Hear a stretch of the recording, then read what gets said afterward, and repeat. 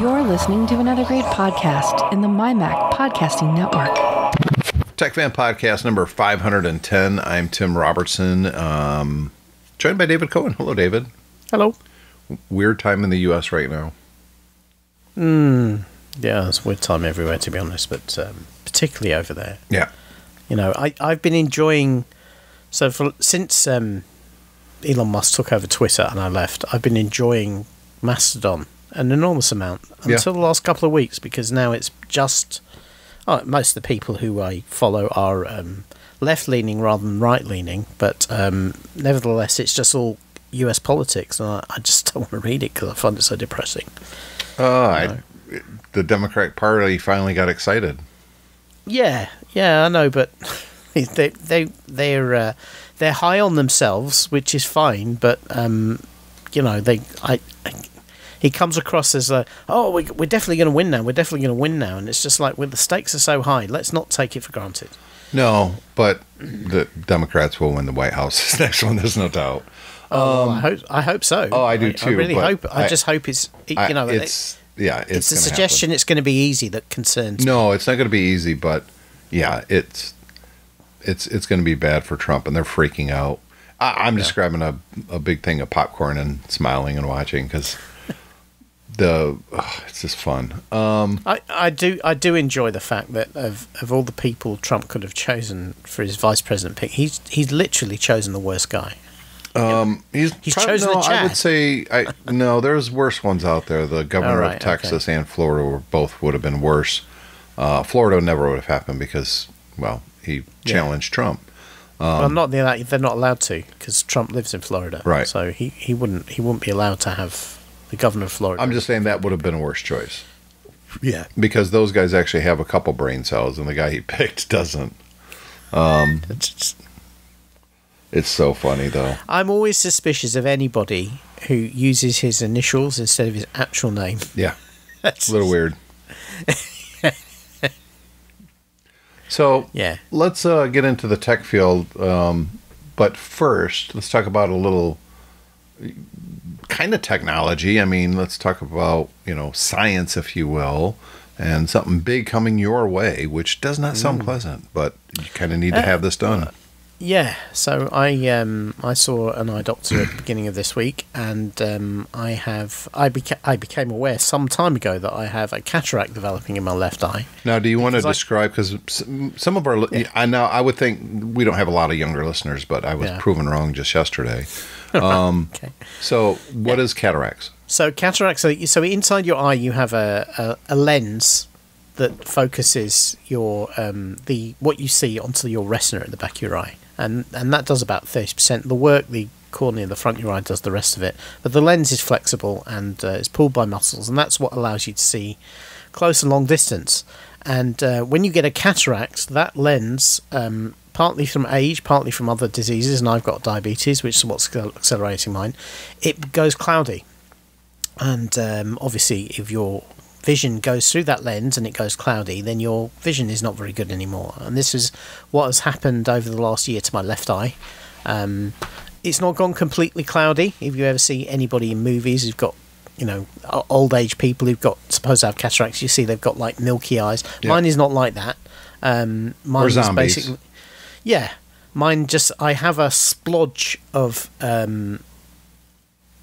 cloudiness that goes right across the middle of the lens. See, I just thought you were turning into a zombie. Yeah. Sometimes I feel like that when I wake up in the morning. So it's given me double vision and blurriness and cloudiness in my left eye, and even with my glasses on, I can't really see very well out of that left eye anymore. And I went to see the doctor, and I went to see my optician. The optician said, you need to go and see an expert, an eye doctor. So I did that, and he went, yep, you've got a cataract there. And then he looked at my other eye and said, and guess what, you've got one coming in the other eye, and within 6 months that's going to be as bad as this one.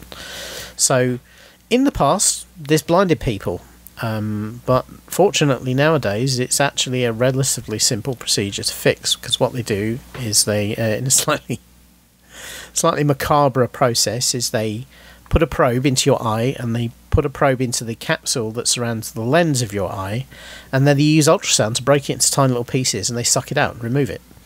and then they put a replacement artificial lens inside there, and it's about half an hour's outpatient procedure, relatively low pain nowadays compared to the way it used to be done, and that fixes it. It gives you a new lens that doesn't have the cloudiness, so you can see. The problem is that replacing something biological with something artificial, particularly in the complex structure of the eye, means that you get something that you can see through it, but it's not as good as the original because it doesn't do the focusing. So in the past, and the standard procedure, say on the National Health Service, is to put a single distance lens in there that can't accommodate, so it can't focus, and it gives you distance vision, but you still need to wear glasses for intermediate or close-up work because it can't focus. Your eyes can't focus anymore. And obviously if you have both done, then that's going to happen to both your eyes. There are more advanced lenses available, and this is where the technology really comes in now. Apart from the miracle of being able to replace stuff inside your eye, they have now lenses some of which are multifocal and can accommodate. They can move a little bit. They can be affected by the muscles in your eye, and they can do some focusing. And then they also have these other ones that probably I'm going to get, which are extended depth of focus lenses. Yeah, I know exactly. This is the Steve Austin sound effect. And these ones allow you to see over a range of focuses without having to actually manually squeeze the lens. Yeah. And I've been joking to people that I want YouTube fitted as part of this procedure so that I can watch YouTube when I'm bored. So I'm hoping that can be done too. We're about 2 years away from that. You joke. I mean, no, we're not. To be honest with you, the vision part could probably be done if they can figure out how to power something like that. Yeah. Then absolutely. Bioelectrical. Yeah, that's what I need. I'll probably have the first one done in September, and then they will wait 4 weeks, see how that works out, because they will then adjust the second eye to compensate if there's any problems with the first one, hopefully. One difficulty I'm having though, and this is kind of tech related. In the late 90s I had laser eye surgery, called laser PRK, to correct my vision, because back then I wore contact lenses, and I had it corrected using a laser to resurface the front of my eyes, right, to replace the contact lenses. And for a very long time, until about probably maybe 6 years ago, something like that, I had perfect vision. I had better vision than anybody I knew, and I had no problems, no need for glasses or contact lenses at all. And then my eyes started to age, and I started to get long-sightedness, which we all get as we get older, so I started to need readers. And then obviously these medical complications started to occur, and I started needing glasses all the time. But the problem they have is that because my eyes have been changed at the front, when they do a measurement now of my eyes, they've been changed at the front, and they really need to know what my eyes were like before they were changed to make the best calculations for these internal lenses. And I spoke to the provider who gave me the laser PRK in the late 90s, and they went, oh yeah, we'll send you the record over. And they sent me the record over, and the important part has no information in it. Oh, of course. And I went back to them. I said, look, you've kept this record, but it doesn't have any information in it. And they went, yeah, we don't know why. So I've asked for a full record where they go and basically pull everything they have out of their system, but we'll see whether they pull up any more information from what the people on the front desk can get. But if they can't, then the surgeon's going to have to make some educated guesses about how to fix my vision, and that may or may not work. I thought it was just a Bic lighter and a safety pen, so I mean, sounds a little more complicated than that, I guess. Yeah, you know. Well, you know what? Back when they first started doing this in the late 40s, early 50s, they were taking bits of plexiglass that were left over from Spitfire manufacture, from Spitfire windshields, and they were putting those in people's eyes. So it's come along a little bit since then. A little bit farther. Yeah. I've, we both got a new 3D printer. I've been printing a lot of stuff, and I've got a big project I'm working on now, but it's one of these that I'm going to probably do over the next year, or when I'm not printing something, I'll crank out. It's going to be like 3 foot long, so it's kind of a big project. We know you're building a Tony Stark suit. And you're going to be Plastic Man rather than Iron Man. A 3 foot, yeah. No, I'm making the SDF-1, which I imagine most people don't know what the hell that is. Yeah, I agree. You don't. Yeah. Yeah. Oh, the SDF-1. Oh, you're making it. Oh, of course, yes. So there was... I hear that's about 3 foot long. Yep. It's a sci-fi series that was, from way back in the day. I read the books, and it's not real... It's called Robotech. It's not real popular nowadays at all. You can never find anything. Every now and then you might find like a fighter jet or something.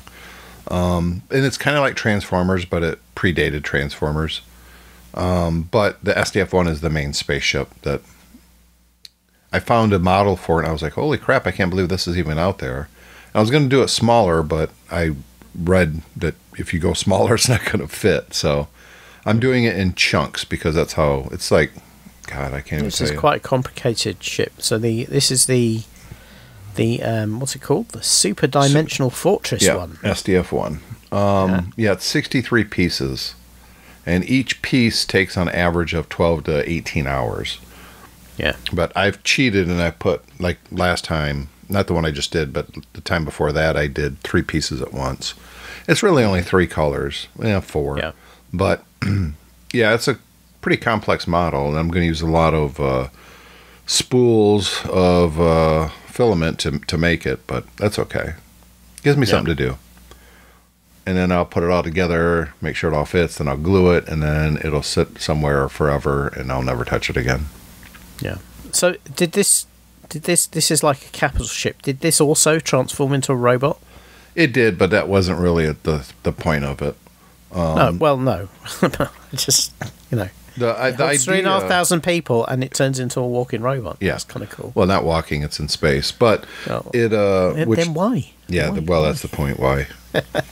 I like the book series. There's parts of it that I was like, but it gets really good, and it's there's really 3 parts to the whole story. The first is there's this flower, if you will, that's an energy source, and it's a very peaceful planet, and these beings are the protectors of this thing, but they don't realize its full potential. They're just simple creatures, really. And a very nasty person comes and steals it. That's the origins of what the power source is. And then he realizes his error. He's working for bad guys. He sends his ship, which is the SDF-1, to the far reaches of the galaxy. That's Earth. And the bad guys eventually find it after the Earthlings, which was in the middle of a civil war, have rebuilt it, and they accidentally jump to the other side of our solar system. And that's where the story kind of starts. And it's interesting. It's not as good as I remember it, which is quite often the case. Stuff like that from our childhood. Yeah. It's like that, isn't it? Yeah, but the original species that had this flower called the Invid eventually come to Earth looking for it, and that's a whole nother like 3 or 4 book series. And then it wraps up where it takes all the main characters from all the different things, and then they go visit the main bad guys. It was pretty good, though. I enjoyed it way back in the probably early 90s when I read this book series. Yeah. It's better in book series than the cartoon ever was. The cartoon is like an early 90s anime. Yeah, it was bad. Yeah. I couldn't watch it. I was like, oh, this is terrible. But the book series is way better because it gets more complex and gets more into characters and stuff. But that's what I am printing. Although when we're done recording this, I have to print a little, kind of like a little toolbox for some of my stuff. I've been looking at. Yeah, I've been looking at. There's some great storage options you can print for, keeping your desk and your cables and stuff like that together. There's a modular system where you print a tray and then the tray has a grid on the bottom of it, and then all the other things you put into it kind of fit into the grid. That looks kind of cool. I'm tempted to. Yeah, so you can kind of make it the shape that you want.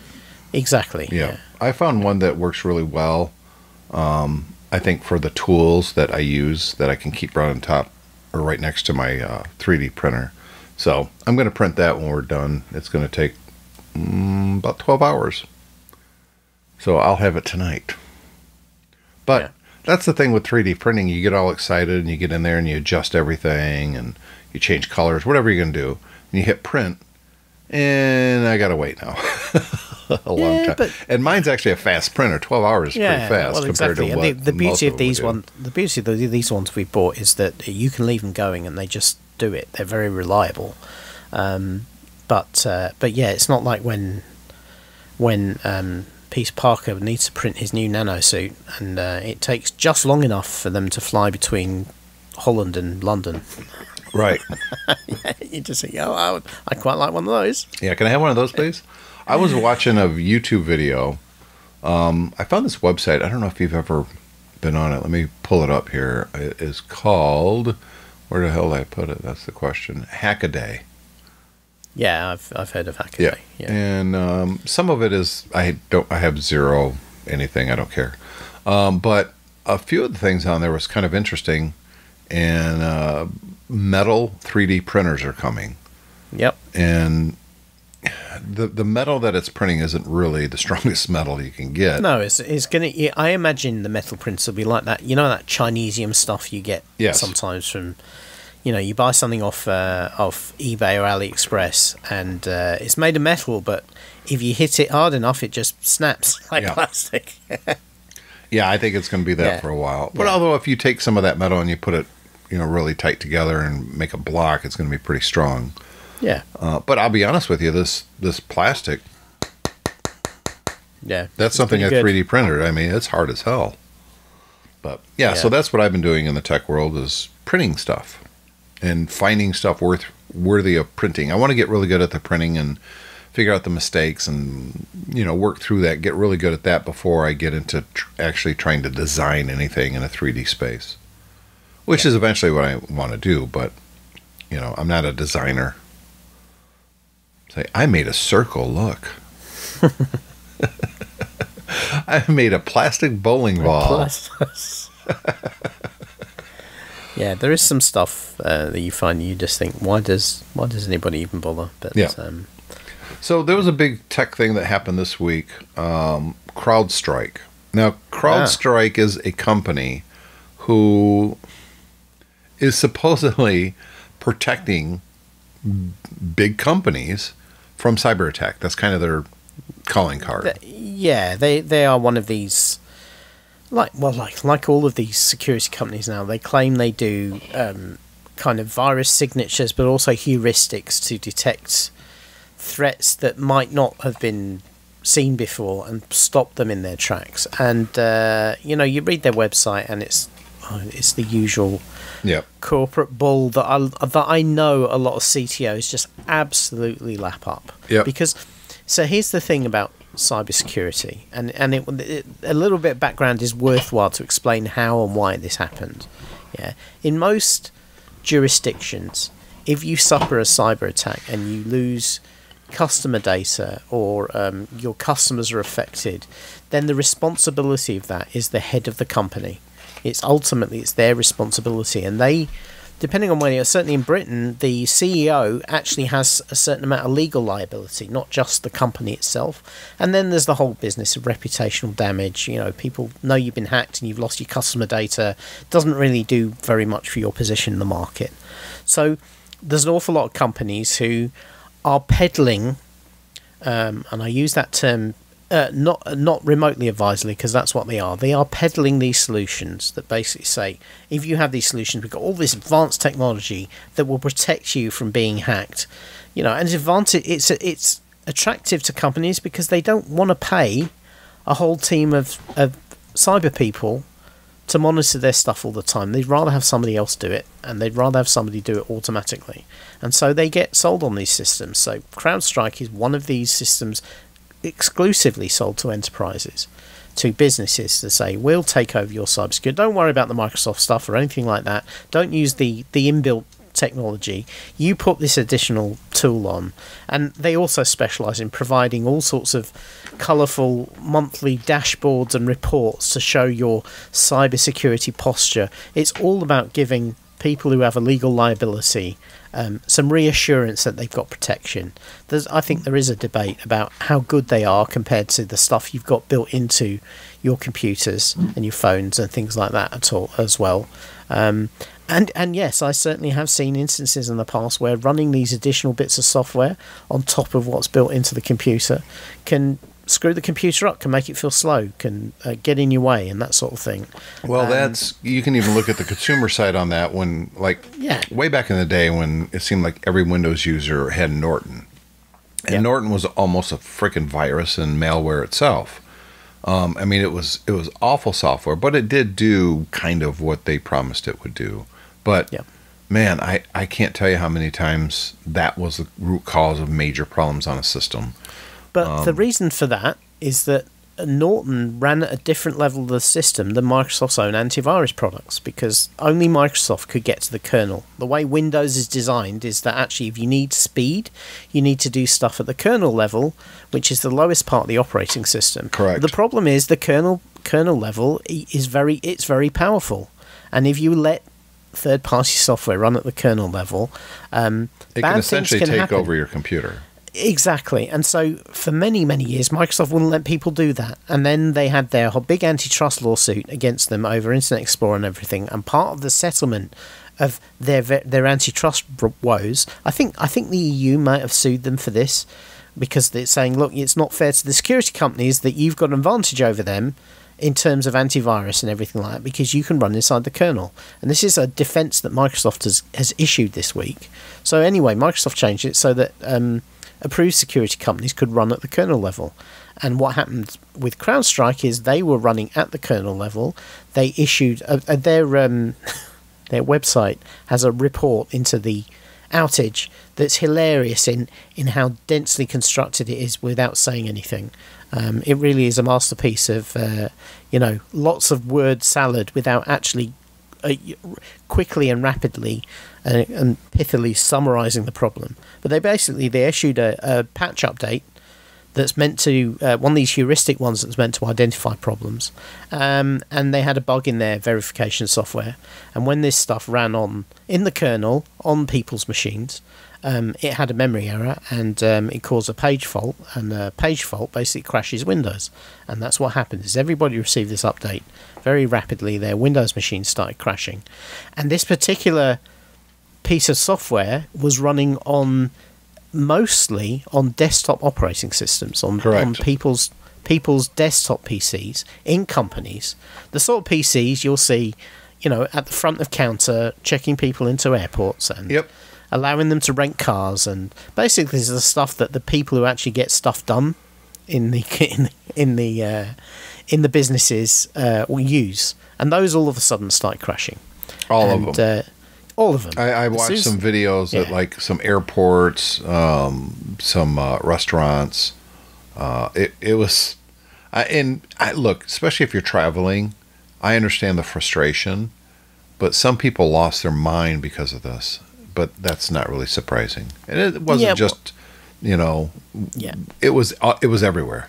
People were just like, "Oh my god!" The difficulty is people expect that everybody has a fallback if the computer doesn't work, right? And they do, but it's a fallback that nobody's ever used, was trained on probably 10 years ago, and actually hasn't been updated as the company's been updated. Basically, unless you regularly test and try these fallback systems, quite apart from the fact that they tend to be slower and less useful than the main system, the reality is people can't cope. Correct. And we have as a let's face it, everyone's walking around glued to their phone all the time. If this happened to their phone, they would lose their mind. Yep. Yeah, and that they're not even running businesses. So can you imagine what it's like for people behind a counter when all of a sudden computers don't work and they can't do anything? Yeah, and it's totally not their fault, but they're and it's totally not their fault. Yeah, but exactly, and they've got to take the heat, and there's nothing they can say really except for we're waiting for the computers to be fixed. Well, I can understand.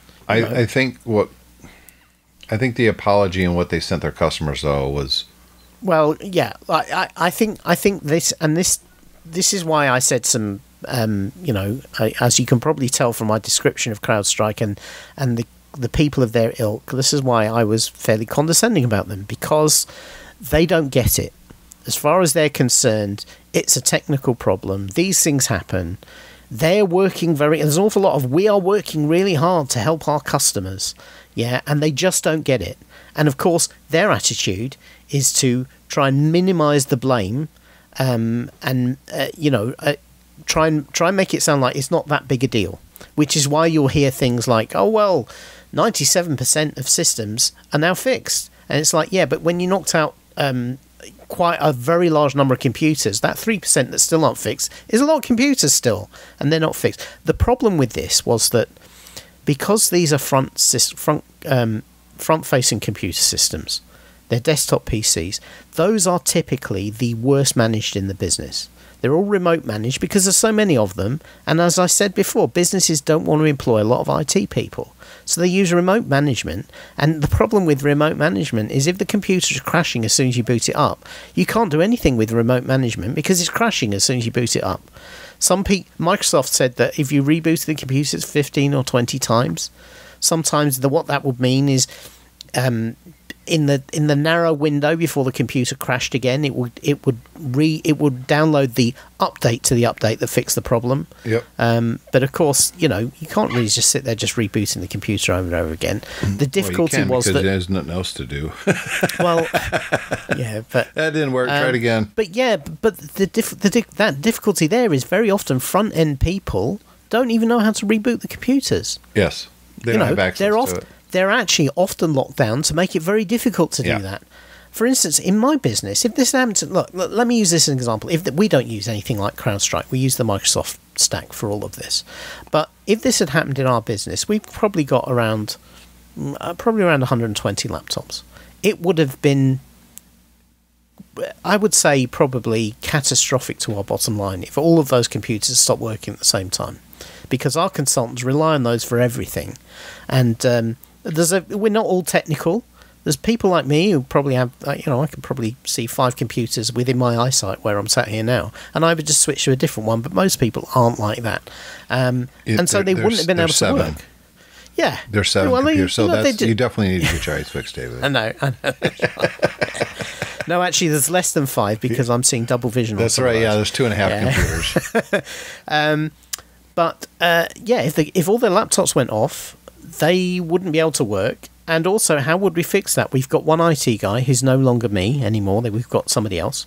And we're all over the country. So he wouldn't have been able to remote in and do anything with them like we would normally do. So this is a major problem. Major problem. Yeah. And also as well, for added excitement, our computers, our IT guy recently disabled all the USB ports for thumb drives because it was perceived by our CEO as a potential data loss risk, that somebody might take stuff off our systems and save it to a thumb drive, and I don't know what they would do with it. But so it's disabled those. That means you can't even boot off a thumb drive, which was another fix that was Microsoft put out. Said, well, you can boot off this drive and then it will it'll delete the bad files, stop the computers crashing. So, a lot of these systems at the front desks and everything, it's very difficult without sending some guy to go and manually fix them by... Yeah. Well, in response, though, I think CrowdStrike did the right thing in that... Oh, yeah, they made sent it right. a $10 Uber Eats gift card. By the way, didn't work. Oh, it stopped working because so many people started claiming on it, because obviously a lot of people working on this problem. The Uber went, this looks like it's fraudulent, this is so fraud. I'm going to block it. It is the most tone-deaf thing. And CrowdStrike is going to get sued out of business over this. Because probably. Every single business has been affected by this is going to claim on their liability insurance and their business liability insurance, and then those insurance companies are all going to gather together and going to come after CrowdStrike to try and get money out of them. Unfortunately, CrowdStrike apparently doesn't have any money, so they're going to declare bankruptcy. They'll change their name. They won't change anything on the business side. They'll be exactly the same company with a different name. That's what they'll do. Yeah, there's been a lot of hindsight analysis of this. Why do you push out a critical patch? It wasn't a critical patch early on a Friday morning, when people then have to deal with it on a Friday when people might be off, and over the weekend when people might be off. Why didn't they test it more? And there's a whole lot of stuff in CrowdStrike's analysis report that says they did all sorts of testing and it passed all of these sorts of things. And then it was just, the reality is they didn't test this particular piece of software, and they were using automated tools, and the automated tools had a bug in them that missed the critical error.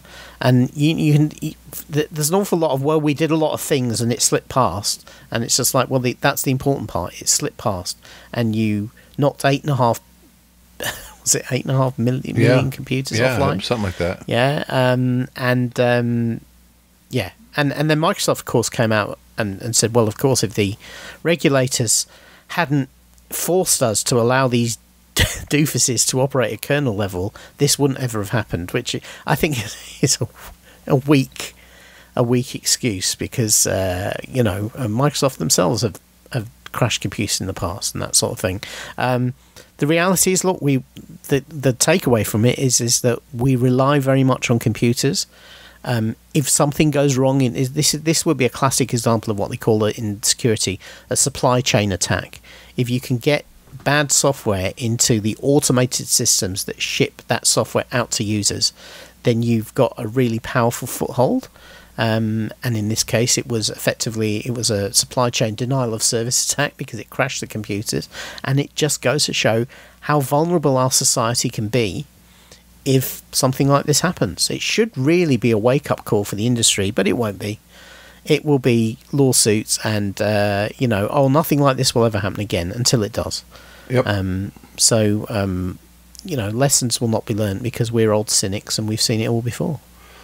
Funnily enough, though, and I do have to tell this, George Kurtz is the CEO of CrowdStrike. Now, 10 years ago, he was working at another security vendor as their chief technical officer. And they issued an update that crashed a whole load of computers. Yep. So he's got a history. He's got a history of this sort of stuff happening on his watch. I mean, obviously, as CEO, he's not personally checking the code, but you do have to wonder, really.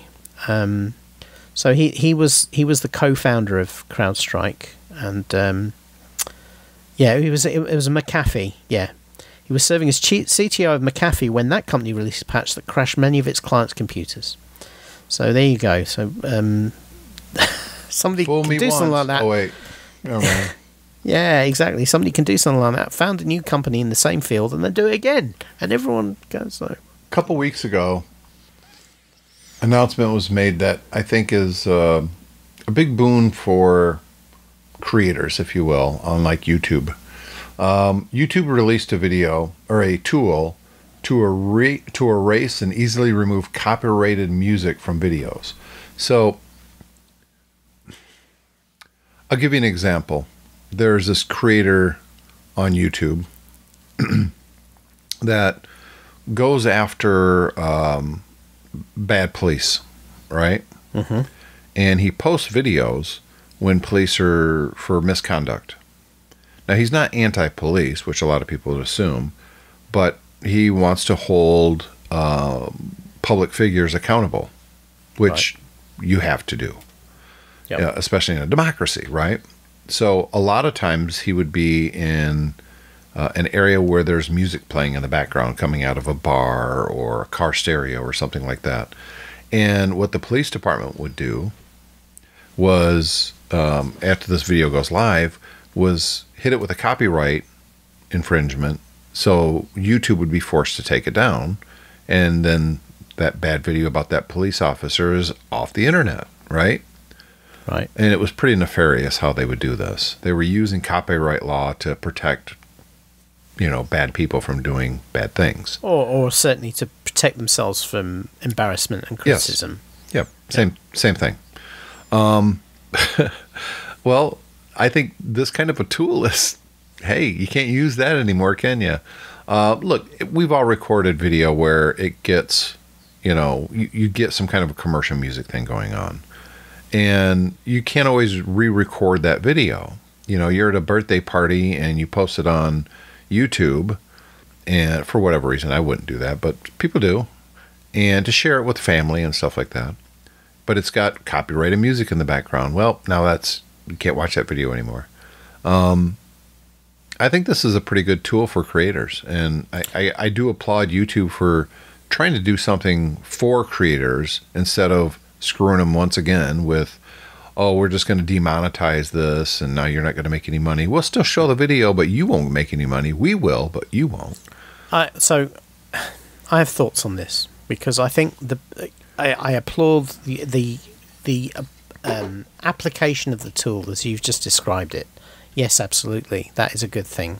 But my problem is the fact that we are all accepting that this is a thing in the first place. It is ridiculous that copyright has ever been used in this way. That you I agree with you. Showing a video of something playing in public that people can hear, but just because you record a video and put it on YouTube, all of a sudden people said, "Well, I'm not getting paid for the use of that Kesha song, so you've got to take it down." It is just insanely stupid.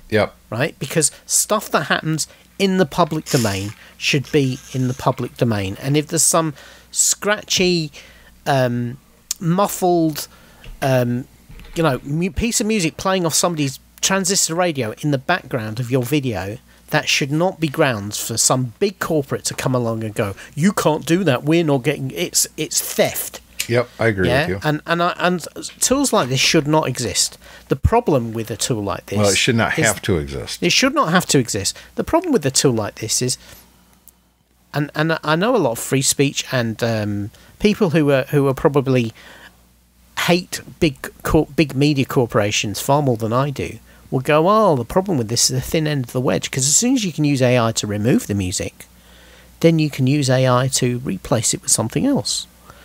And that's all in the control of the AI and the people who make the AI. And what happens if before long this tool applies to every single video on YouTube? Any music in it is stripped out, and then you have to apply for a license from YouTube to have any music on your videos.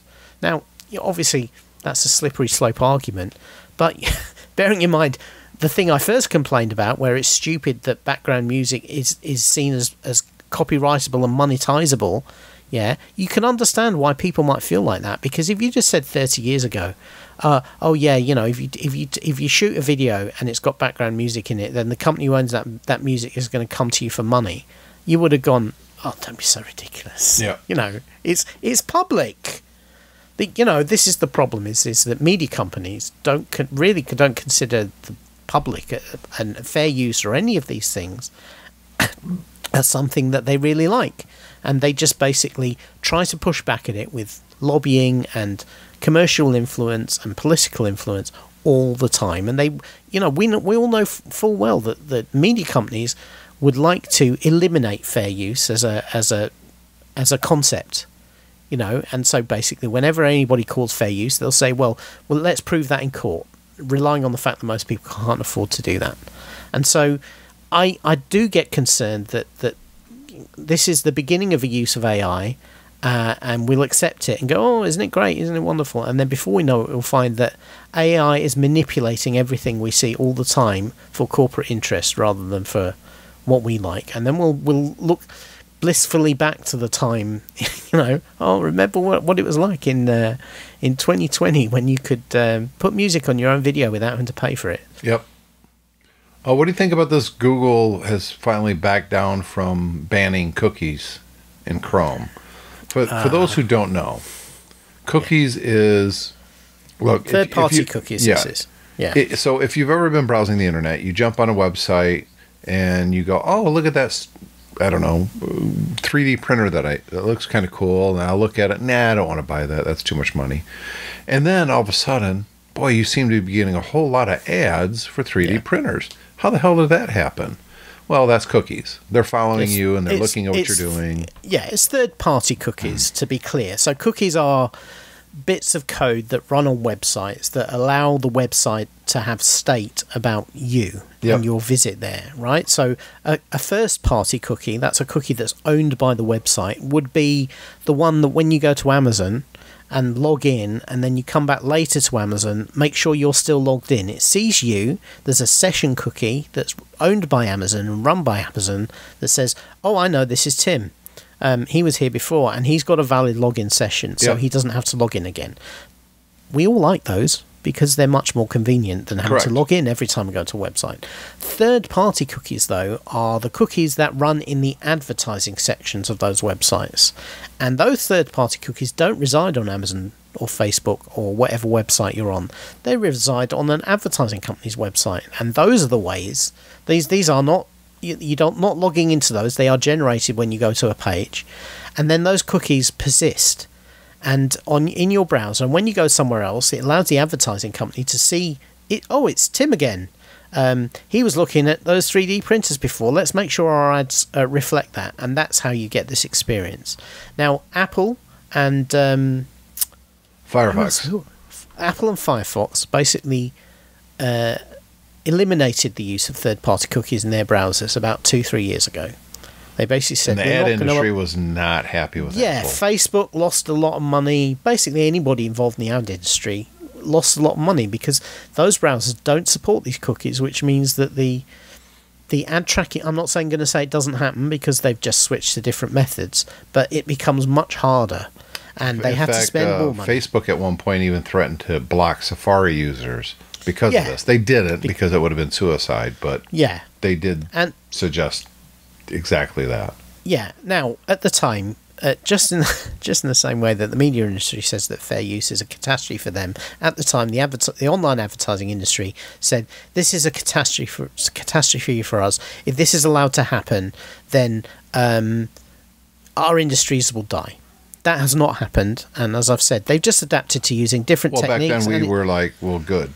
Yeah, well, this is the problem. These are industries who nobody likes. No. The supposed benefits of personalised adverts don't exist. As we've said before, and we've just illustrated with this example, you don't get carefully tuned adverts that are specifically designed to what you might want to buy based on everything they know about you. It's far more simplistic than that. It's, oh, you looked at this here, you probably will look at it somewhere else, and maybe then you'll buy one. Yep. Because the ad industry is not really interested in making sure you buy the things that the advertisers are selling. They only get paid if they can convince the advertisers to pay the money to show you the ad. That's exactly right. They don't care what ad they show you as long as they get paid for it. And if they can fool people to say personalised ads are worth more, then they'll do that. And they don't care whether the ads are personalised or not, or personalised properly or not. They just want to continue the grift. And you're right. I think grift is the right word, too, because that's exactly what these companies are about. And I was kind of excited when Google said they're going to make Chrome. I use Chrome. Yeah. I was excited that Google is going to start, well, basically blocking and disallowing third-party cookies. Well, they've completely backed away from that because this is going to lose Google money as well. So the problem, but the difficulty is that Google is obviously, as an advertiser, has very much skin in this game. And Google, being Google, took this as an opportunity for a land grab. They said they were going to introduce a privacy sandbox that would eliminate third-party cookies. What that actually meant was that they would introduce a privacy sandbox that would allow them to control all of the third-party cookies. They would effectively ban general third-party cookies, but if you went through Google and used their systems, then you could still do the same sort of ad tracking that you were doing before. Right.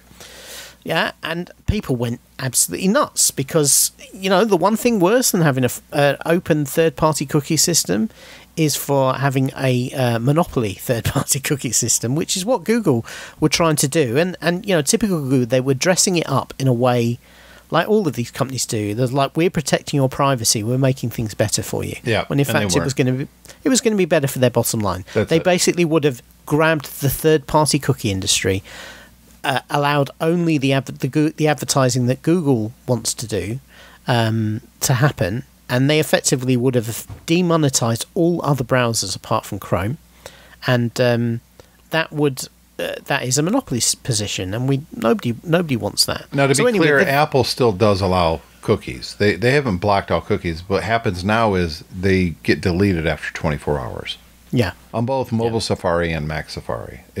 You still get cookies there. Don't get me wrong. You're like, wait a minute. I looked at this and I saw ads on my Safari. Yes, for 24 hours. Yeah, I tend to, on my personal computer, apart from my Mac, so I tend to run Firefox. And I still have to run ad blockers and that sort of thing to stop the the cookie effect happening. I also, because I'm in the not in the EU anymore, but because I'm in the EU space, I have to run something that automatically consents to the pop-ups that we all get over here. Yep. Asking us if we consent to the cookies. And that's a pain in the neck as well. That's a case of a good-minded regulation having massive holes in it in the implementation. So we get a lot more pop-ups than you do that are officially sanctioned by the EU government. Disgusting. Which is horrible as well. Yeah. So, the problem is the governments don't know how to regulate the tech industry that moves so fast, because most of the people, these elected officials, or these career politicians, or, in government jobs, they're too old and don't understand the technology. So they will pass something that's been in committee for 3 years, and by the time it comes out, it's either toothless or it's done exactly the opposite of what it was intended to do. Yeah. Oh, well, let's face it. Unintended consequences in politics is unheard of. I know. Exactly.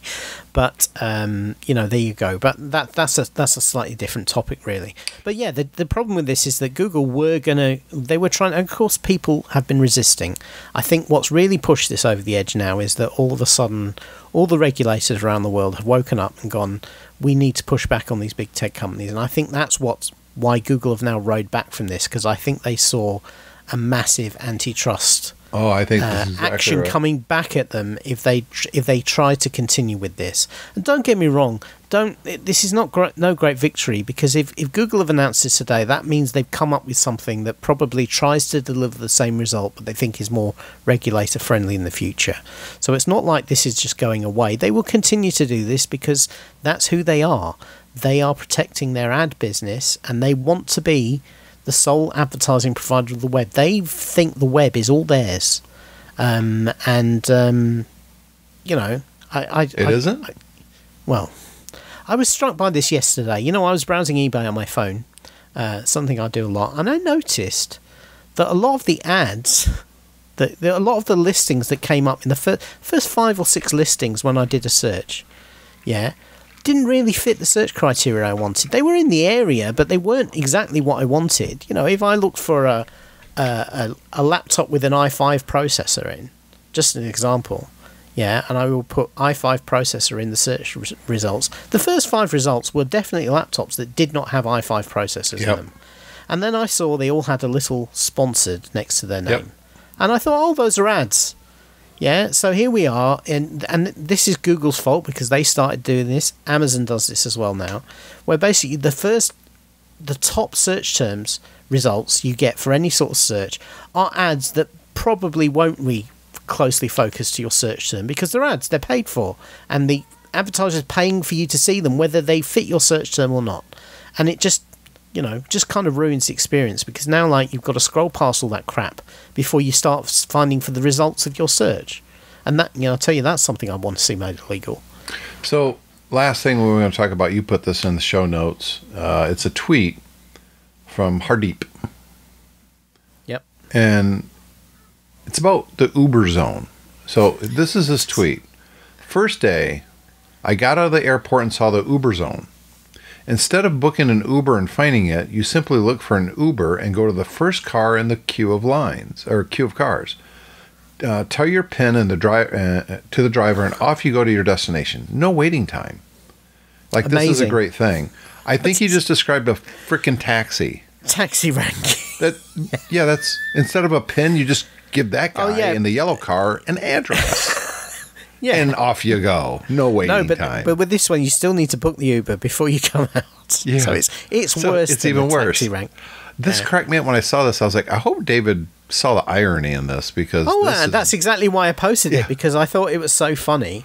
Because nowadays we've all done this, because the reason that people like to use Uber from the airport is they're often cheaper than the regular taxis. Yeah, and nicer cars. Because they're not regulated. Yeah, yes and no. Yeah, so we go. Nowadays, you book your Uber, you go to the Uber zone, then you have to look for the number plate of your Uber, and this is obviously an attempt to try and make that more frictionless. But yes, you're still booking an Uber, and then you've got to give the guy a PIN to make sure that your booking is recognised on his Uber app. But it's at this point, it's no different than a taxi rank. Yes. Except you're funding Uber at the same time, and it's just like, you can imagine in Uber they thought this was fantastic when they came up, because they're so closed into their own disruptive business model. Yeah, they don't realize they're just re-replicating things that already exist. Yes. Yeah, exactly right. Now, if there was an Uber zone, what I would think, without reading this tweet, if I saw this, I would think, okay, this is a good idea in that this is where all the Uber drivers, so when I book my Uber, this is where I go to find my driver, right? That's where I'm going to go. That's the way Uber zones at airports normally operate at the moment. Yeah. But an Uber zone where it's just a taxi now, it's so dumb. Yeah. It's so dumb. As I said, it's just tech guys reinventing the wheel. Literally reinventing the wheel. As someone who's taken many Ubers, because remember, I used to travel a lot. In fact, when we go to New York the last 2 years, that's how we get around New York is Ubers. And the average Uber is about $50 around New York. So, if I take two or three Ubers a day and I'm there for 4 days, it adds up pretty damn quick, but it's still cheaper than a taxi. Way cheaper. Yeah. Although half the time we're in an Uber and I saw the picture on the Uber app on who my driver is, it's not the same person. So this is a problem in these systems now, is that they are allowing the accounts to be shared. Yes. Well, they're not allowing the accounts to be shared. Well, they're being shared, but Uber's pretending it's not happening. Yeah. That's the difference. Because money. Yeah. So the vetting process goes out the window. Exactly. That's the vetting process, which, let's face it, is not exactly that robust as it starts. Because how can it be? The one that really jumps to mind is... I'm going to say 40-something black lady. I think her name was like Yvonne. And I get in the car and it's like a 20-something Russian guy. It's like Yvonne looks very different in person than the Uber app suggests. Same car, same license plate. Different guy. We had a case here a few months ago in Britain where, she was either Uber Eats or delivery. I forget what it was. Yeah, and she was sharing some. Yeah, she was sharing somebody's account, and she was a psychopath. And what happened is she went to the wrong house with a pizza, and the guy heard her knocking on the door down the street, and he came out to look for his pizza. And perhaps well, obviously he didn't know she was a psychopath, but he had a go at her because she'd gone to the wrong house, and she lost it. Got into a fight with him and bit one of his fingers off in the fight. Yeah, she was prosecuted for this. Yeah. While she was waiting to be sentenced, she was still working as on somebody else's Uber Eats account. I don't know how you fix that, though. Well, I know you fix the finger, but again, look, it's how often are we going to say this? It's about tech companies that are trying to disrupt something, accepting the fact that they have to take their responsibilities seriously and not go, oh, we're just a facilitator, it's not down to us, which is what they always say because they don't want to take liability. Let's face it, there is a reason that taxis and things like that are regulated. It's because if you don't regulate them, then you might get into a car that's a death trap, or you might get into a car with somebody who's a rapist. Yeah, or a murderer who might rob you. And those sort of things used to happen until taxis got regulated. And now they're regulated. Somebody comes along and says, you know what would be really great? A taxi service without all that horrible regulation. Yep. And of course, the regulation is also there to protect the workers, which again, guys like Uber just, pay lip service to while they exploit them through the nose. And it's the same with with Just Eats and everything like that. This is exploiting low-wage workers. They don't have to pay them anything. And no insurance, no... Yeah. They're gig workers. Unfortunately, as us as consumers go, this is great. We don't have to pay as much money. We can now afford to have... My son's done this before. He's had a bubble tea delivered from a bubble tea shop that's in a shopping centre in the centre of Manchester, 4 miles away from where we live.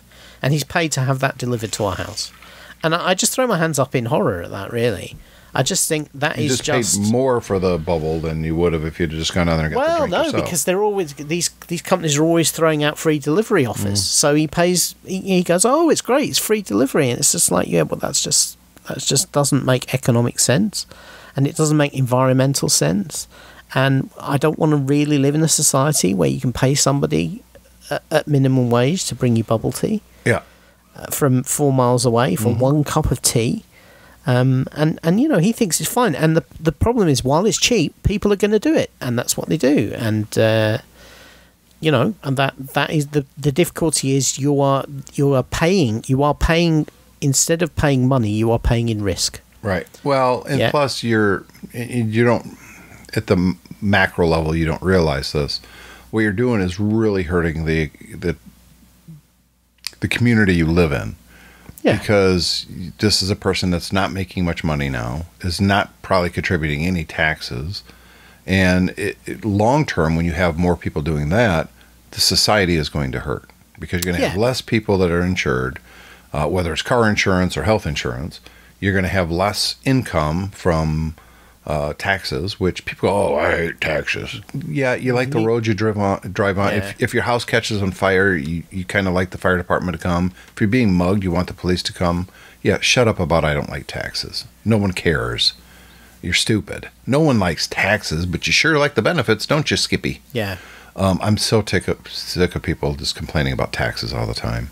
Nobody likes taxes. Shut up. Well, they misappropriate. Shut up. But that's the long-term detriment to this whole gig economy. Well, not only that, I mean, with the food delivery, it actually makes the experience for everybody worse, because if you go to restaurants now that are running Uber Eats or Just Eats or Deliveroo, you fight your way through a throng of gig workers in the front door. Yeah. They're all hanging around waiting for their orders. Yep.